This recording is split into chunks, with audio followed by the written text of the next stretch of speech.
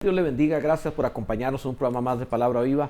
El lunes, arrancando la semana, como cada oportunidad que tenemos de llegar hasta usted a través de este medio, siempre con el propósito de llevarle un buen mensaje con la palabra del Señor.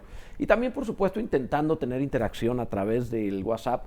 Esta vez tenemos un programa de preguntas y respuestas enfocadas a la teología, enfocadas al conocimiento bíblico. No tanto así como de dónde dice en la Biblia tal cosa, no. Más bien definiciones breves respecto a la doctrina sana, teológica, bíblica, histórica, que nos ayude a vivir mejor.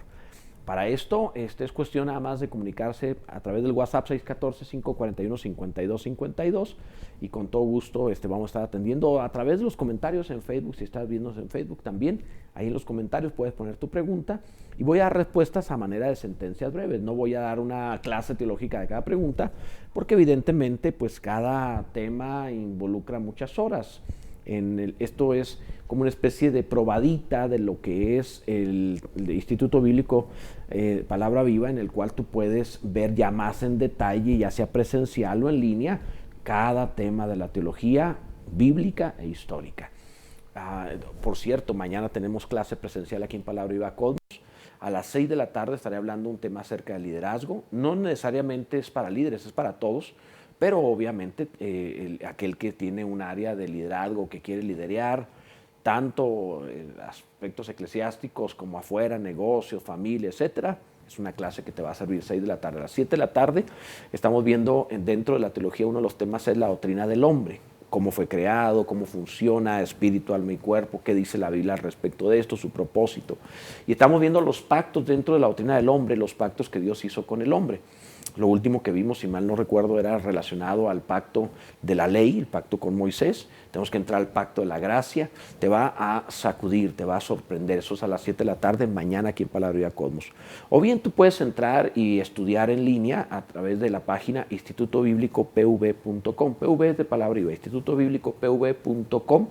Ahí tú puedes estudiar al ritmo que tú quieras, como quien renta una hora de clase, y vas al ritmo que tú quieras. Tú puedes sin problema. Puedes tener abierta todas las clases con un pago mensual o puedes tener clase a clase, que en realidad cada clase te cuesta $7. O sea, no es tampoco un costo significativo, grande o importante, y te permite ir viendo a nivel de licenciatura lo que es la teología bíblica. Entonces te va a sorprender. Realmente es profundo, no es algo ligero. institutobiblicopv.com.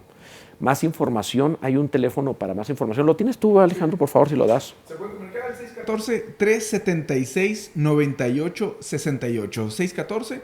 614-376-9868. Ese teléfono es para que a través de WhatsApp tú pidas información del instituto en línea o presencial y ahí te van a dar todo lo que necesitas. Por lo pronto, pues vamos a las preguntas que pudiéramos tener en este programa, ya sea en los comentarios o en el 614-541-5252 por medio de WhatsApp. Alejandro, ¿tienes pregunta ya? Sí, claro, por medio de nuestro WhatsApp. Dice por acá, buenos días, una pregunta para el pastor. Dice, ¿de dónde sacan que bestias celestiales tienen relaciones y por eso salen superhumanos? ¿Hay algo de cierto? Ayer lo miraba en una serie. Pues es totalmente absurdo y es una doctrina espantosísima. Algunos tratan de decir que los hijos de Dios mencionados en Génesis capítulo 6 se refiere a ángeles y las hijas de los hombres se refiere a humanas, y que esta mezcla que se juntaron y que hicieron hombres de renombre, que se refiere a una unión de ángeles con humanos. Eso es horrible, es una doctrina grotesca y antibíblica. La Biblia es clara al decir que literalmente los ángeles no se reproducen y el mandato universal que Dios puso en esta creación es según su especie. Puedes tener mucha información, páginas y páginas de información de por qué no pueden ser ángeles, sino que se refiere a humanos de la línea de Set, los hijos de Dios, mientras que humanos de la línea de Caín, los hijos de los hombres. Puedes tener más información acerca de esto, páginas de información y muchísimos versículos entrando a esta página, robertotinoco.com.mx. robertotinoco.com.mx. Ahí te van a salir dos recuadros. En uno dice, el primer recuadro puedes poner Génesis, en el segundo recuadro pones el capítulo 6, o sea, pones 6 y te va a salir la Biblia. Y luego te vas versículo a versículo. Al picarle al versículo, se abre un recuadro con el comentario en donde te voy a dar explicación en abundancia de por qué no se trata de seres angelicales, sino de seres humanos. Y no es ligero, es muchísima información, ahí lo puedes ver con mayor detalle. Pero quienes piensan esto, pues evidentemente están entrando en la fantasía. La diferencia entre la teología bíblica y la teología no bíblica es que la teología bíblica está basada en que la Biblia lo demuestra en otros versículos de las Escrituras, no torciéndolo, no diciendo, esto significa tal cosa. No, realmente lo dice la Biblia. Mientras que la teología que no es bíblica se basa en la filosofía y en la especulación. Cuando alguien quiere decirlo porque le parece y lo especula o lo modifica diciendo el texto, es que esto quiere decir esto, y lo modifica sin comprobación realmente bíblica. Entonces eso es filosófico y por supuesto que cae en la especulación y en la mentira incluso. Eso no se debe hacer. ¿Qué más, Alejandro? Una pregunta más por medio de nuestro WhatsApp. Dice por acá, buenos días, bendiciones, hermanos. Dice, tengo una pregunta. En el Nuevo Testamento hay 5 términos para el perdón, pero todas me parecen muy similares. ¿Me podrían orientar para saber distinguir mejor cada una de ellas? Y menciona apolou, peidomai, charizomai, apiemi y apesis. A esto nos referíamos al respecto de que las preguntas, de cada pregunta se puede sacar toda una clase. Evidentemente nos iríamos a toda una clase para hablar acerca del asunto. Por eso estamos en este programa solo dando sentencias breves de cada tema, nada más. El resumen de cada pregunta. Entonces, para esto tú tienes que entrar en una clase que tenemos en el Instituto Bíblico, ya sea en línea o presencial, que se llama la doctrina de la salvación. En la doctrina de la salvación vemos el aspecto del perdón, incluyendo el arrepentimiento, incluyendo la culpa, incluyendo otras cosas más, y ahí vas a poder ver en la parte acerca de justificación, porque hay justificación, regeneración, santificación y muchas cosas más. Ahí vemos sobre el perdón y vemos todo eso que estás preguntando. Entonces es muy extenso para darlo en una respuesta breve, así que mejor eso sí te invitamos a que te metas a la página de institutobiblicopv.com y ahí sí lo ves en detalle, es muy amplio. ¿Qué más, Alejandro? Una pregunta más por medio de nuestro WhatsApp. Dice, pastor, ¿por qué no se debe de adorar a imágenes? Comienzo en el Evangelio y todos me dicen que debo de dejar eso. ¿Es correcto? Comienzo en el Evangelio y le dicen que debe dejar eso. Esa es la pregunta. Sí, ajá. Ok, bueno, ¿por qué no se debe adorar? Que debes dejar el adorar a imágenes. Sí. ¿Por qué? Pues porque está prohibido. Está prohibido abiertamente. La Biblia no lo dice una vez.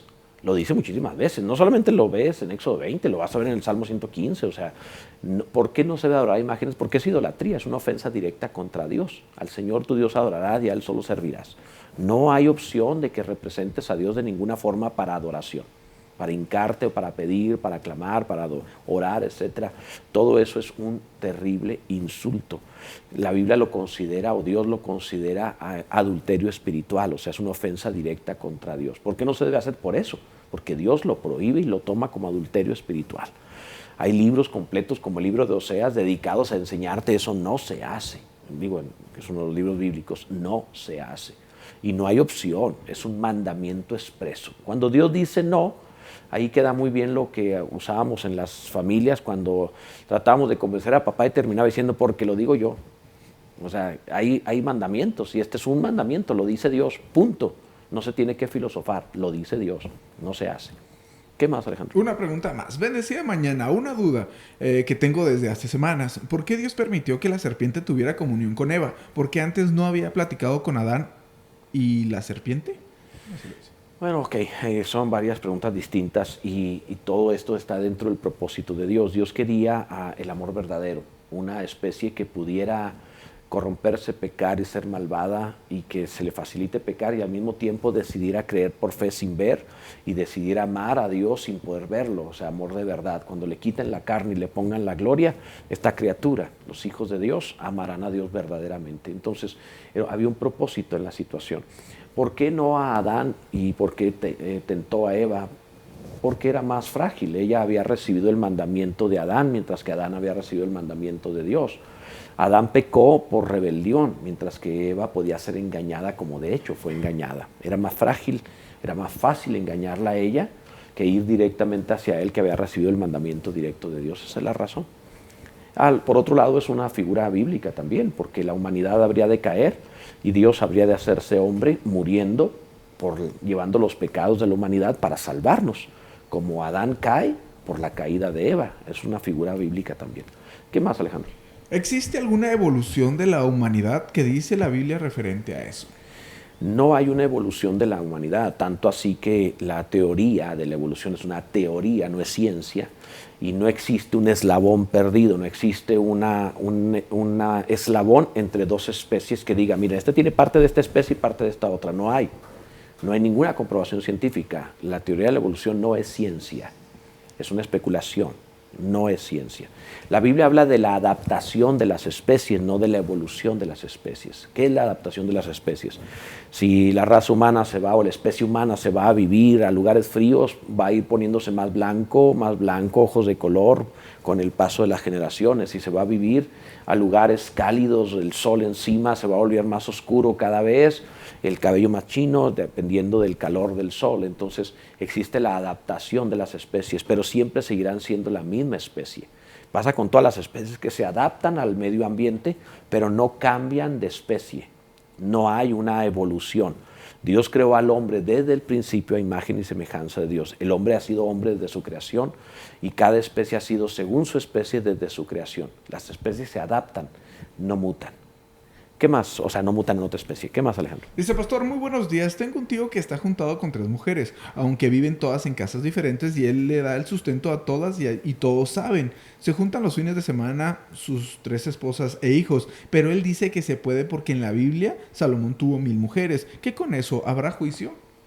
Desde luego que habrá juicio. Qué interesante que diga al respecto de que Salomón podía, que él le hace eso porque Salomón podía. ¿Por qué no escribes algo como Proverbios? ¿Por qué no desarrollas la economía y la riqueza que él desarrolló haciendo la nación más poderosa de la tierra? ¿Por qué no imitas a Salomón en el libro de Eclesiastés, donde él termina diciendo vanidad de vanidades, lo probé todo y era vanidad, terminó frustrado y amargado por haber tenido mujeres así? Es decir, se trata de alguien que está justificando el pecado. No nos hagamos locos, eso es lo que está haciendo. La verdad es que la Biblia es clara al mencionar que Jesús dijo en el principio, no fue así. El diseño de Dios no fue así. Varón y hembra los creó, uno para uno, nada más. Jesús es el que especifica que en los tiempos antiguos, por la ignorancia que había, por la ceguera que había no conociendo la verdad, vivieron de esa manera, pero no era correcto. Ahora vino la luz, el Evangelio, ahora ya no te permiten vivir como los tiempos de la ignorancia. La palabra es clara al decir que Dios ha pasado por alto los tiempos de esa ignorancia y manda a todos los hombres que se arrepientan, para que ahora vivan conforme a la palabra. Entonces, eso es una excusa, pero no lo trates de convencer, lo que tienes que hacer es llevarlo a Cristo, que se convierta, porque tratar de santificar a alguien que no ha nacido de nuevo es imposible. ¿Qué más, Alejandro? Una pregunta más por medio de nuestro WhatsApp. Dice, ¿por qué David le quita la mujer a aquel hombre, creo, llamado Nabal? ¿Eso era de parte de Dios? ¿Eso se lo perdonó Dios? Ya que usted comentaba ayer en la predicación que Dios no bendice esa parte. Bueno, lo primero es que no se la quitó a Nabal. Nabal murió para cuando Abigail busca a David. No fue en vida de Nabal. Y cuando David sí quitó a una mujer, en el caso de quitar a Betsabé, a Urías, sí hubo juicio. Murieron 4 de sus hijos como consecuencia de eso. 4 de sus hijos. Además de que él mismo padeció cosas terribles. Entonces, consecuencias, claro que va a haber. No fue bendecido eso. Hubo muchas consecuencias. Siempre hay consecuencias. Lo mencioné ayer por causa de cómo había que sustituir a Judas por alguien más, porque si no era campo de sangre, estaba ya sangre derramada, y cuando nosotros hemos hecho mal, debemos de sustituir, restituir el agravio. De otra manera, pues ¿cómo podemos pedir bendición? O sea, ¿cómo puede una mujer, un hombre que disolvió un hogar uniéndose a una persona casada, cómo puede decir ahora, bendícenos Dios, porque pues estamos ahora en ti, bendícenos? Perdóname, pero va a haber consecuencias de lo que hiciste, por poner un ejemplo, que eso fue parte de lo que hablamos. ¿Qué más, Alejandro? Una pregunta más ahora por medio de nuestras redes sociales, en Facebook de la fanpage de Roberto Tinoco. Dice Alma González, bendiciones, pastor. ¿Qué probabilidad hay de que Melquisedec hubiera sido Sem, el hijo de Noé, ya que dicen que Melquisedec era un título sacerdotal? Bueno, es una teoría, pero no dice nada en la Biblia al respecto de que así sea. No hay nada. Más bien lo que la Biblia dice es que Melquisedec es hijo de Lamec. Entonces, no hay... ¿Melquisedec es hijo de Lamec? No, me parece que es hijo de bueno, no recuerdo, pero es la línea de Noé, de Lamec, de Melquisedec, toda esa línea que viene de Set, evidentemente, pero que para nada podemos decir que sea el mismo Sem. es otra línea diferente. Entonces, no es así. La Biblia sí da una cronología de quiénes son hijos cada quien, entonces por esa razón no podemos darle otro nombre como alguno lo quiso decir, como una teoría, como una suposición, pero la Biblia no lo dice, la Biblia sí dice de quiénes son hijos cada uno. Entonces conviene no aceptar esa idea. ¿Qué más, Alejandro? Una pregunta más ahora por medio de nuestro WhatsApp, que es el 614-541-5252. Dice, amados, reciban un abrazo de familia Pérez González. Dice, tenemos una pregunta y no es por causa de que estemos en contra, pero ¿por qué los diezmos y ofrendas antes eran como con especies? ¿Era la moneda de antes? Y una pregunta más, si yo le doy al pobre, ¿es parte de mi diezmo o es aparte? Muy bien, bueno, primero, no solamente era con granos o con especie, dependiendo lo que la gente tenía. Cuando la gente vivía bajo un sistema de trueque, cambiando especie, pues lógicamente ofrendaba y diezmaba de acuerdo a las especies. Cuando la economía cambió y se modificó a las monedas, a las finanzas como tales, pues evidentemente eso es lo que diezma. Es decir, tiene que ver con lo que la gente está moviendo, lo que la gente utiliza como mercado, utiliza como comercio, utiliza como la economía de la época. Cuando se utilizaba la sal se diezmaba, de ahí viene la palabra salario, porque era parte de la moneda, la sal. Entonces siempre ha sido de acuerdo a lo que la gente utilice, siempre. Ahora, respecto a darle al pobre, eso es una ofrenda, eso es algo que tú haces porque amas al pobre. No tomas el dinero que le pertenece a Dios en un pacto, que tanto Génesis 14 como el Nuevo Testamento establece como parte del nuevo pacto, no lo tomas para darlo, porque es algo que, una cosa es lo que tú le das a Dios, es decir, lo que Él te pide, y otra cosa es lo que tú das al pobre por el pobre. Entonces, quitarle la parte de Dios para darlo es engañar, eso no es correcto, entonces no es así como se maneja. Ahora, esto tiene que ver con una relación de pacto. Abraham diezmó a Melquisedec por una relación de pacto. Melquisedec sacó pan y vino, o sea, figura del nuevo pacto, ante el diezmo de Abraham. Hay una relación de pacto. Si estás en un pacto con Dios, diezmas. Si no estás en un pacto con Dios, pues no diezmas o buscas la manera de por dónde saco para no dar, ¿verdad? ¿Cómo lo deduzco? Hay quienes creen que dándole al pobre lo estoy diezmando. No, la verdad que no. Más bien no estás diezmando. ¿Qué más, Alejandro? Una pregunta más por medio de nuestro WhatsApp. Dice, hola, muy buenos días, saludos y bendiciones. Una pregunta para el pastor. Entiendo el significado de la palabra santo, pero al decirla para Dios, al adorarle, ¿qué significado tiene? Bueno, es exactamente lo mismo. Lo que pasa es que nosotros solemos pensar santo en el sentido de apartado del mal, pero la realidad es que santo simplemente es apartado. No solo del mal, apartado. Por ejemplo, una vasija era santa cuando era apartada para el servicio de Dios, era apartada no solo de las cosas malas, también de las cosas buenas, era dedicada a otro servicio. Y Dios es clase aparte, Dios es santo en el sentido de que Él es totalmente apartado, no solo del mal, de todo. Es clase aparte, no puedes compararlo con nada, es toda la creación y Él es santo, Él es aparte de todo, es completamente distinto y superior, infinitamente superior a todo. Es santo. A eso se refiere para todo, pero especialmente Él es santo, Él es clase aparte de todo. ¿Qué más, Alejandro? Una pregunta más por medio de nuestro WhatsApp. Dice, buenos días, amado pastor. ¿Qué es el espíritu de estupor y por qué dice la Biblia que Dios lo dio? Saludos y bendiciones. Cuando su pueblo resistía a Dios constantemente, es decir, resistía a los profetas y el mensaje de los profetas, dice la Biblia que Dios les dio un espíritu de estupor. ¿A qué se refiere? A que se adormecían en su conciencia y entendimiento. Es como si Dios dijera, bueno, ¿no quieres?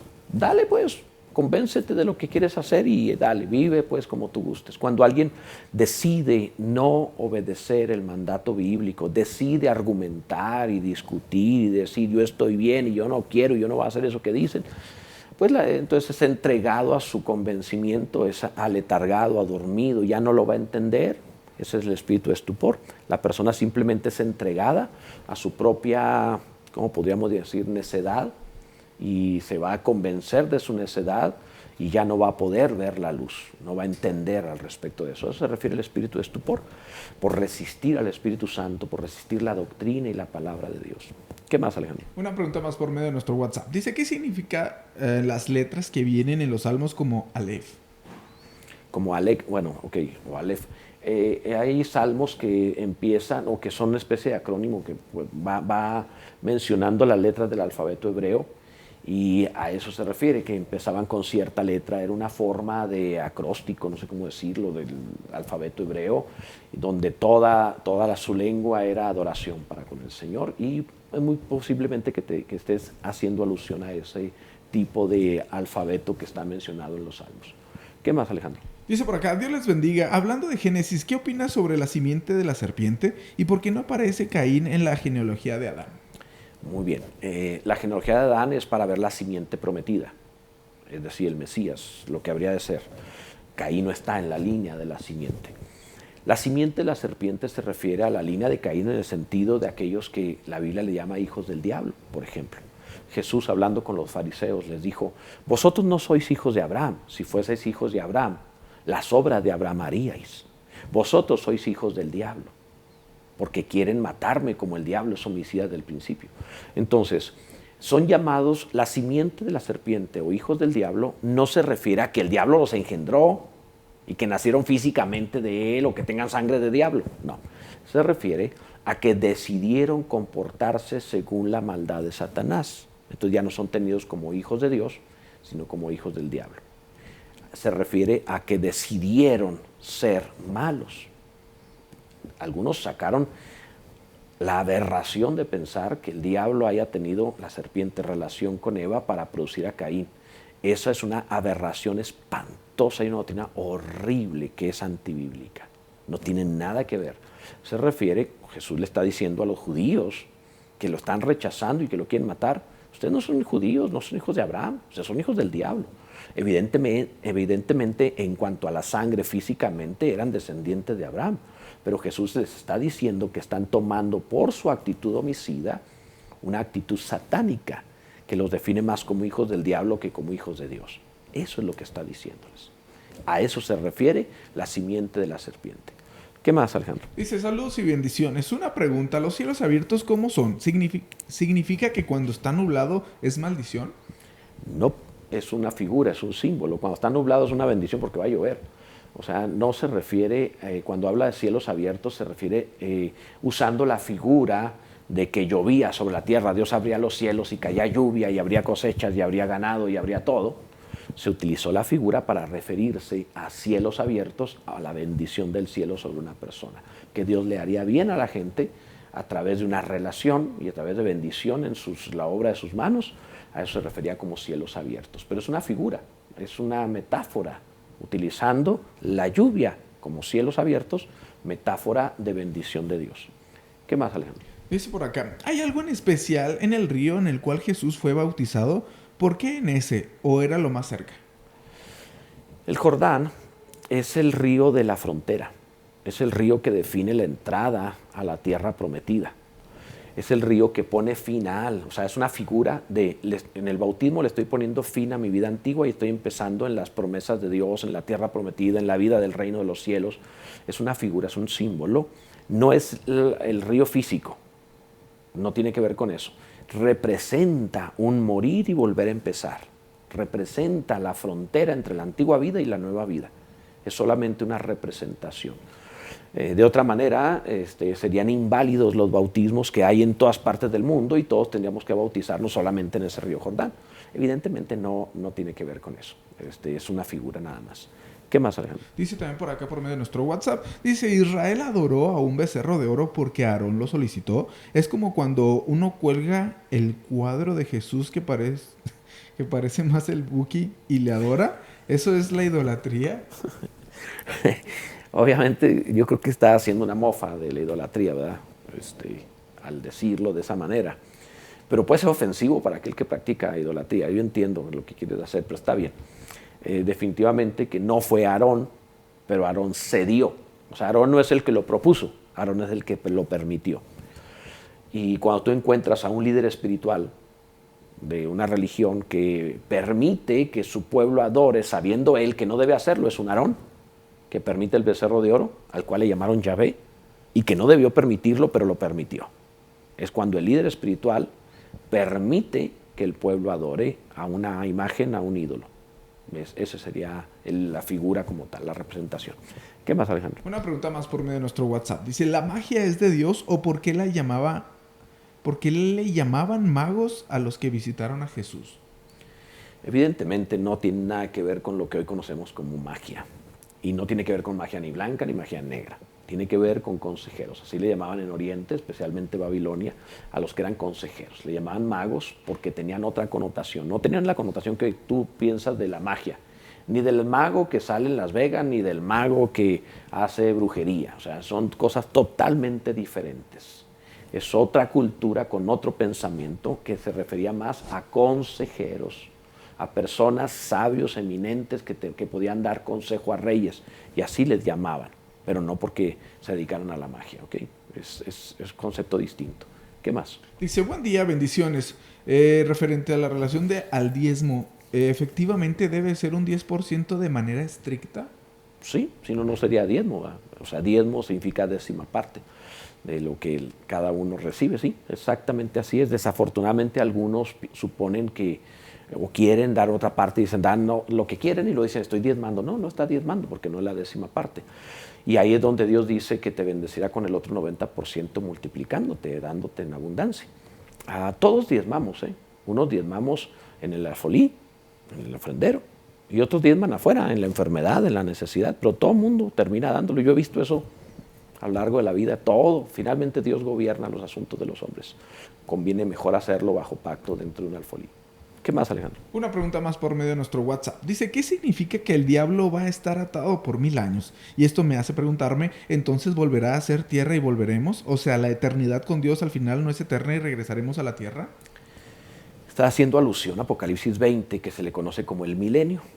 No sabemos si se trata de 1000 años. Yo pienso que milenio se refiere simplemente a un tiempo indefinido, pero no es la eternidad. Ahí no ha empezado la eternidad. Ahí tiene que ver exclusivamente con la vida de la tierra. Toda la tierra estaría existiendo. Si Cristo viniera hoy, todavía empezaría un gobierno en la tierra sin Satanás tentando ni demonios en la tierra, aunque los hombres seguirían portándose mal y teniendo pecados, pero de sí mismos, sin ser tentados por el diablo. Y se refiere a la tierra. La tierra todavía le queda mucho tiempo de vida, miles de años, o por lo menos esos 1000 años, pero si no es que más. No se refiere a la eternidad, no tiene que ver con la eternidad. Es la tierra que hoy conocemos, la vida que hoy conocemos, aunque con gente glorificada gobernando a la gente que encarne, viviendo en las naciones de la tierra. Entonces, pero se refiere todavía a lo que hoy conocemos como tierra y todavía este mundo como lo conocemos actualmente, claro, muy mejorado ecológicamente y en muchos sentidos en cuanto a la enfermedad, etcétera. Tanto así que el que viva 100 años dirán que era maldito. O sea, se referirá, ¿cómo es posible que nada más vivió 100 años? Porque la vida volverá a ampliarse como al principio de 900 años. Pero bueno, eso es algo que hasta después de la venida del Señor. No es la eternidad, sigue siendo la tierra. ¿Qué más, Alejandro? Una pregunta más por medio de nuestro WhatsApp. Dice, cuando uno tiene problemas, ¿es porque Dios lo permite o es por consecuencias? Las dos cosas. Hay ocasiones en donde uno tiene problemas porque uno lo permite, porque Dios lo permitió, y otras porque uno se metió en problemas. Las dos cosas son válidas. No podemos decir que todos los problemas son consecuencia de lo que hago. Tampoco puedo decir que todos los problemas es porque Dios permitió que me llegaran los problemas ocasionados por el diablo, por otros no. Obviamente Dios siempre lo permitió, pero algunos son consecuencia mía y otros no. Otros simplemente es porque estoy en un mundo caído. Es como conducir un auto. En ocasiones vas a chocar por tu culpa, en otras te van a chocar por culpa de los demás. Pero no podrás evitar siempre. La vida en este mundo tiene todo eso. Jesús no engañó a nadie cuando dijo, en este mundo tendréis aflicción. Pero confiad, yo he vencido al mundo. Entonces los problemas pueden venir por culpa nuestra o por culpa de otros. Y en lo uno o en lo otro, Dios es el que permitirá las cosas. ¿Qué más, Alejandro? Una pregunta más por medio ahora de las redes sociales. En Facebook dice Lisette Ángela, dice, bendecido día, amado pastor, gracias por su predicación de ayer. ¿Podría por favor responder a mi pregunta? Cuando los discípulos le preguntan a nuestro Señor Jesús, ¿quién pecó, este o sus padres? Refiriéndose al ciego de nacimiento, porque formularon esta pregunta. ¿Cómo pudo pecar el ciego si así nació? ¿Acaso pudo pecar en el vientre que podría provocar nacer así? ¿O por la creencia que tienen muchos judíos de la reencarnación? Espero haberme explicado, amado pastor. Gracias por su tiempo. Muchas gracias por las palabras y la forma de preguntar. Gracias. Evidentemente, cuando los judíos dijeron quién pecó, este o sus padres, es porque ellos están equivocados. Ellos están pensando que todos los males del mundo son consecuencia de un pecado directo. Ese niño nació ciego, ese hombre. Nació ciego, dijo Jesús, para la gloria de Dios, porque eso serviría para que Dios se glorificara sanando al ciego. De manera que Jesús le da una connotación positiva. Todo lo malo en este mundo es resultado de estar caídos, del pecado finalmente, de haber pecado en un principio Adán y Eva, todos, el pecado se metió al mundo y todos los males también. Pero el Señor le da una connotación positiva diciendo, pero podemos aprovechar todo eso para la gloria de Dios. Podemos aprovechar todos los males para que Dios sea glorificado. Entonces, qué visión tan distinta. La visión de los hombres es ver el mal, la visión de Dios es ver el bien. Qué diferente. La visión del mundo es saber quién es el culpable. La visión de Dios es glorifiquemos a Dios en medio de esto y resolvamos. Así que mejor tengamos la visión de Dios no buscando quién pecó, sino buscando qué puedo hacer con esto para que Dios sea glorificado. ¿Qué más, Alejandro? Una pregunta más por media hora de nuestro WhatsApp. Pastor, no tengo, dice dones, pero yo creo dones espirituales. ¿Solo las personas especiales les es dado? No, sí tienes dones espirituales, nada más que no los conoces, pero todos recibimos de parte de Dios alguno, al mínimo un don, todos tenemos.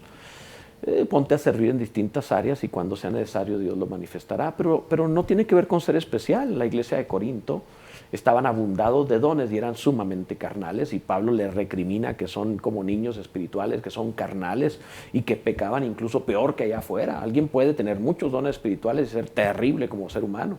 Entonces, no es de personas especiales. Un don es como darle una pala a un albañil para que trabaje. Los dones espirituales nos son dados a todos para servir, para trabajar y ser más eficientes. Eso nos hace especiales, eso nos hace siervos. Nada más tenemos que servir. Por eso es que sirviendo se va a notar qué habilidades tenemos. Pero el énfasis no está en el don, el énfasis debe estar en el amor para servir a los demás. Pablo dice así al finalizar en 1 Corintios capítulo 12, al finalizar el capítulo dice, buscad los dones mejores, mas Dios muestra un camino más excelente, y comienza el 13 a hablar acerca de la grandeza del amor por encima de los dones espirituales. Así que sirve a los demás con amor y olvidemos al respecto de qué don tengo y quién tiene más dones. No es importante eso. ¿Qué más, Alejandro? Una pregunta más por medio de nuestro WhatsApp. Dice, cuando Jesús dice que a los pobres siempre los tendremos, ¿es como un menosprecio para no preocuparnos por esa parte, ya que muchos no quieren la ayuda y no quieren salir de su pobreza? No es eso. Se está haciendo referencia a que Jesús estaba con ellos y la prioridad de honrar a Jesús por encima de las necesidades de este mundo es como el primer mandamiento: amarás a Dios, el segundo amarás a tu prójimo. Entonces nunca debes tomar el segundo mandamiento para anular el primero. Nunca debes decir, es mi ofrenda a Dios lo que puedo hacer por ti, Padre. Así dijo Jesús que anulaban el mandamiento, queriendo decir, lo hago porque Dios me dice, porque ni quiero hacerlo. No se trata de eso. No se trata de usar un mandamiento encima del otro. ¿Okay? Lo que Jesús está diciéndoles es, nunca dejes de honrar a Dios porque digas que estás haciendo cosas por los seres humanos. Nos preguntaron hace un momento, si yo lo doy al pobre en esto ya estoy diezmando, ¿lo puedo deducir del diezmo? O sea, es exactamente eso, ¿verdad? Es una forma de, con algo bueno, deshonro a Dios. O sea, no se trata de hacer las cosas así. El segundo mandamiento, amar al prójimo, no debe anteponerse ni anular el primero de amar a Dios. Cada cosa en su lugar y cada prioridad en su lugar. ¿Qué más, Alejandro? Una pregunta más ahora por medio de nuestro WhatsApp. Dice por acá, ¿la Biblia habla de intimidad humana? De intimidad humana. No entiendo la pregunta. ¿Te refieres a la sexualidad o a qué te refieres a la intimidad humana? No lo sé. Si nos aclara la pregunta, lo podría explicar un poco mejor. ¿Qué más, Alejandro? Dice también por acá por medio de nuestro WhatsApp. Buenos días, una pregunta, amado pastor. ¿Cómo podemos llegar a ser santos como lo menciona la Biblia? Siempre termino sintiéndome más hipócrita porque creo no servir para esto. Bueno, lo que sucede es que estás haciendo énfasis en que la santidad es apartarme del mal. Y cuando la santidad la tomamos como apartarse del mal, el mal se vuelve más pecaminoso. La Biblia dice que el pan comido en oculto es sabroso. Cada vez que nuestro énfasis desde la santidad está en dejar pecados, los pecados se vuelven más grandes y atractivos. La santidad es apartarme para Dios. Más allá de apartarme del mal, es apartarme para Dios. La relación con Dios te imanta, por así decir, la naturaleza y el carácter divino que te hace cambiar de vida y ser mejor persona. Entonces, enfocarse en dejar lo malo, terminas frustrado y culpable. Enfocarse en amar a Dios y una relación con Él, termina transformando tu vida. Ve la santidad como apartarte para Dios, no tanto o no como énfasis de apartarte del mal. ¿Okay? ¿Qué más, Alejandro? La pregunta anterior menciona que sí referente a la sexualidad. Pues hay un libro llamado Cantares. Imagínate que si hay un libro llamado Cantares, ¿qué tanto hablará Dios de la intimidad? muchísimo. Cantares es un libro que expresa la intimidad en metáfora de una forma sumamente escandalosa, voy a usar ese término. Tanto que los judíos que entienden esas metáforas no permitían a los judíos de menor de 30 años leer el libro de Cantares. O sea, claro que sí, la Biblia habla muchísimo de sexualidad, de intimidad, de erotismo, mucho. ¿Qué más, Alejandro? Una pregunta más por medio de nuestro WhatsApp. Dice, pastor, ¿cómo podemos definir la música en la iglesia como un ministerio? Ok, entonces aprendamos primero que la música en la iglesia está dentro del servicio que se da. La Biblia habla de tres cosas distintas en estos servicios. Habla de los dones espirituales, eso lo vas a encontrar en capítulo 12 de Corintios. Habla de las operaciones que da el Padre, viene en Romanos 12. Y habla acerca de los ministerios que viene en Efesios 4. La música no es un ministerio, es una operación que viene en Romanos 12. Los músicos no son ministros, no existe el ministerio de la alabanza. Lo que existe es un servicio, es una operación que tiene que ver con un talento, con un don, pero no es un ministerio. Los ministerios son de gobierno, son autoridad gubernamental, de administración de la iglesia. No hay ministerio de alabanza, hay un servicio, hay una disposición por un talento para hacer esto, pero no se le debe llamar un ministerio. Estoy en el ministerio de alabanza, perdóname, pero no, está en un servicio de alabanza, pero los ministerios son otros. Entonces, el problema es cuando confundimos todo y se le da una investidura de autoridad que no tiene. ¿Qué más, Alejandro? Dice también por acá, por medio de nuestro WhatsApp, buenos días, pastor. ¿Por qué David no mata a Saúl? ¿Que no era un llamado de Dios el que David fuera rey? ¿Y por qué Dios se apartó de él? Oh, Saúl era un hombre malvado, perverso, pero era el rey. Y Dios respeta la autoridad. Y David tenía el entendimiento de lo que es la autoridad. Él jamás va a tocar a la autoridad, porque si lo hace, sería también él un perverso como era Saúl. Esa es la maravilla del reino de los cielos, que no haces un golpe de estado, que no levantas la mano contra la autoridad, sea tu padre, sea líder de iglesia, sea líder político, sea líder de cualquier autoridad. Donde tú estás bajo esa autoridad, no puedes levantar la mano. Digo, sí puedes, no debes levantar la mano, porque si haces esto, quedas fuera de lo que Dios quiere hacer en el reino de los cielos. O sea, te deja fuera. Si David hubiera tocado a Saúl, David queda fuera del reino, al menos delante de Dios. Y no importa si hubiera llegado a ser rey, delante de Dios ya era ilegítimo como era Saúl, y por eso Dios toma a Saúl como ilegítimo, como alguien que no ya le pesa a Dios haberlo puesto por rey, porque el hombre no respeta la autoridad, no respeta el reino de los cielos. La autoridad y la fe son sinónimos. Quebrantar la autoridad es quebrantar la fe. Por eso aquel centurión dijo, soy hombre bajo autoridad y tengo autoridad, solo di la palabra y mi siervo sanará. Y Jesús elogió la fe del centurión, porque la fe y la autoridad son sinónimos. Quien no respeta la autoridad, quebrantó su fe. ¿Qué más, Alejandro? Una pregunta más por medio de nuestro WhatsApp. Dice, ¿por qué Jesús lloró por aquel hombre si podía hacer lo que quisiera? ¿A qué vienen sus lágrimas? ¿Jesús aún no sabía en su carne que vencería la muerte? ¿O sabía que no iba a la presencia de Dios? ¿Por eso lo resucitó? Bueno, son muchas preguntas seguidas. Jesús no está llorando por el que murió. Me imagino que te refieres a Lázaro. Jesús está llorando por las mujeres que están llorando, porque ellas están desconsoladas, y Jesús tiene una enorme empatía y un enorme corazón para sentir lo que sienten los demás. Por algo la Biblia dice que los dolores de los demás cayeron sobre de él.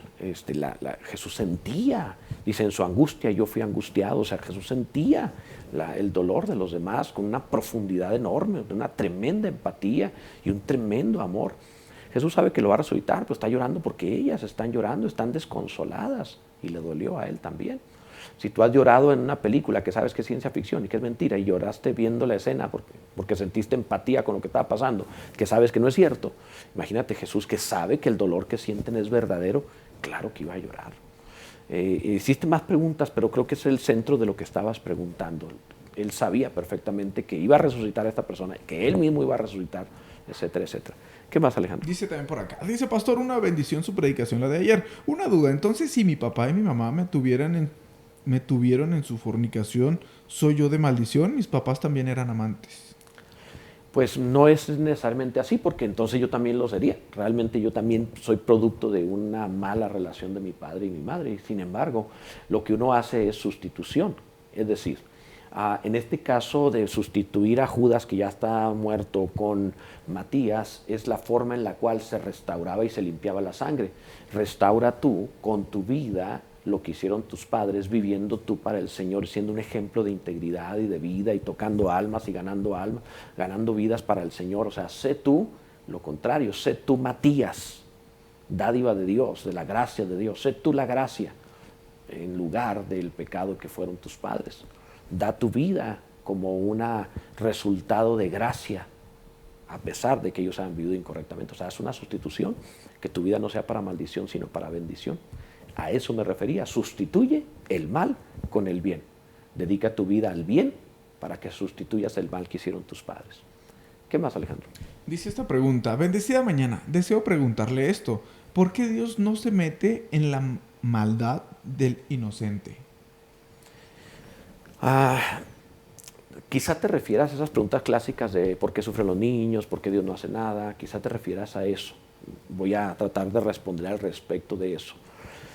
Dios sí interviene, pero no interviene como nosotros esperamos que intervenga. Nosotros esperamos que intervenga impidiendo ese daño en ese momento. Pero Dios está enfocado en las cosas eternas y en ocasiones no va a intervenir como esperamos en las cuestiones temporales para producir las cosas eternas. Yo no alcanzo a entender. La Biblia dice que así como el viento sopla donde quiere y a donde quiere, yo no alcanzo a ver la obra del Espíritu. Yo no tengo eternidad, dice otro pasaje, de manera que no alcanzo a ver todo el panorama, la obra eterna de Dios, y solo veo mi contexto de aquí y ahora, temporal y muy limitado, y no entiendo todo el mosaico de la gran obra de Dios, de lo que Él está haciendo. Entonces Dios está interviniendo en todo el macro eterno, y yo solo estoy viendo el aquí y ahora y no puedo ver más allá.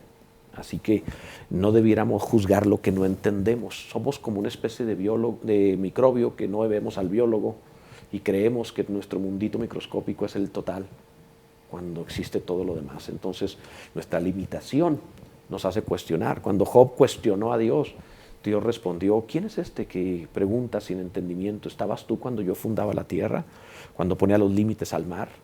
Job dijo: una vez hablé, pero mi mano pongo sobre mi boca, no lo haré una vez más. Entendió que la sabiduría de Dios rebasaba nuestra temporalidad y que yo no comprendía lo eterno.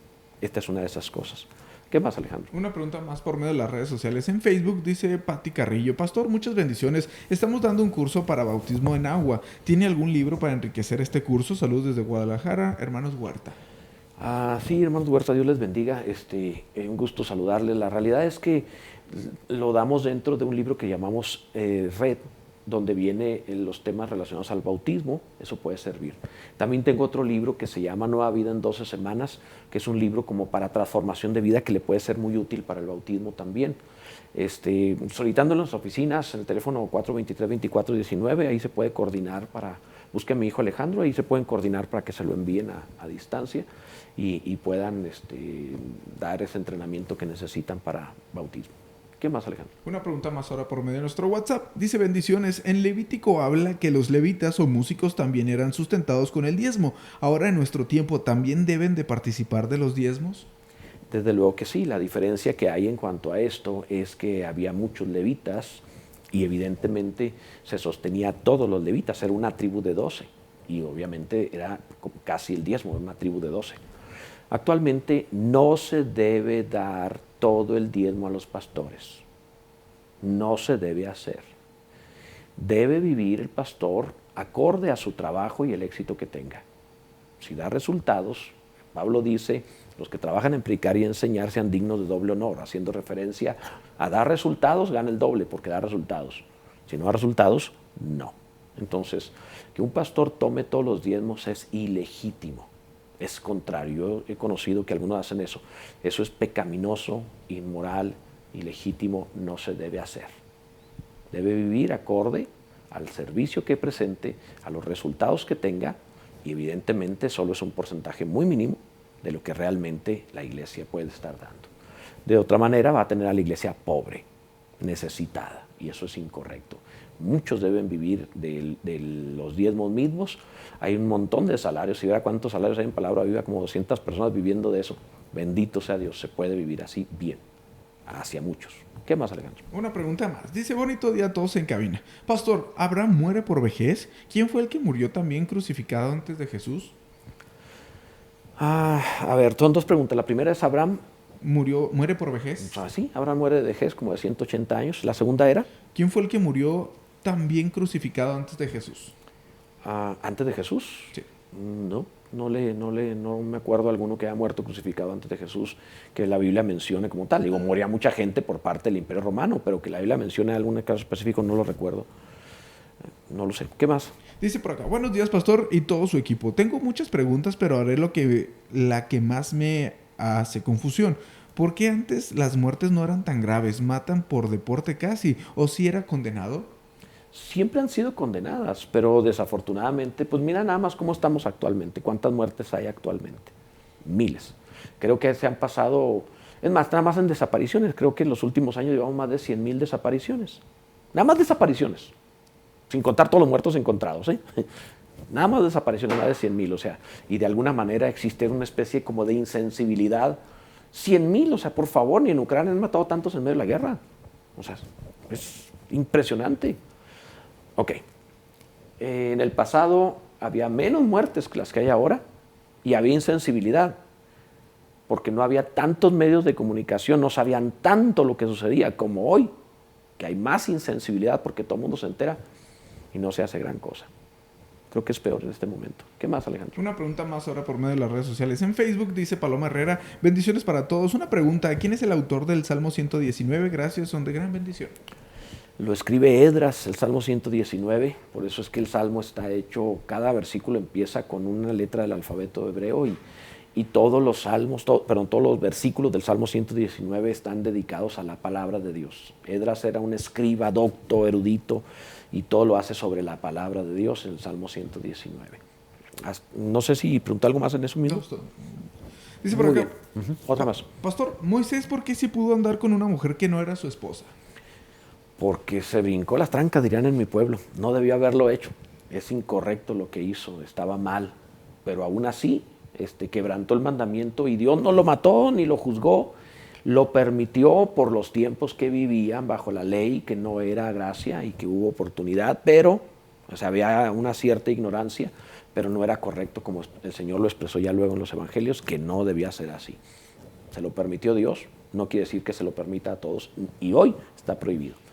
Hasta ahí lo vamos a dejar porque veo que ya, según el monitor, el tiempo ya no está alcanzando, entonces nos queda tiempo para anunciarle simplemente lo que tenemos. El Instituto Bíblico mañana lo tenemos presencial aquí en Palabra Viva Cosmos. Ven a una clase muestra, te va a sorprender, te va a sacudir, vas a ver una clase que realmente es profunda y que te va a ayudar muchísimo en un desarrollo, un crecimiento cristiano.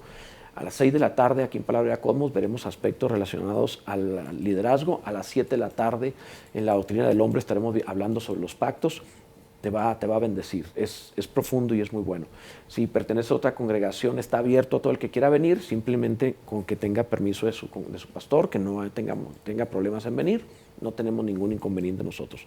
De la misma manera, tú puedes entrar en la página institutobiblicopv.com y ahí tú vas a poder estudiar en línea al ritmo que tú quieras, rentando clase a clase o teniendo abierto constantemente según lo que quieras ir rentando.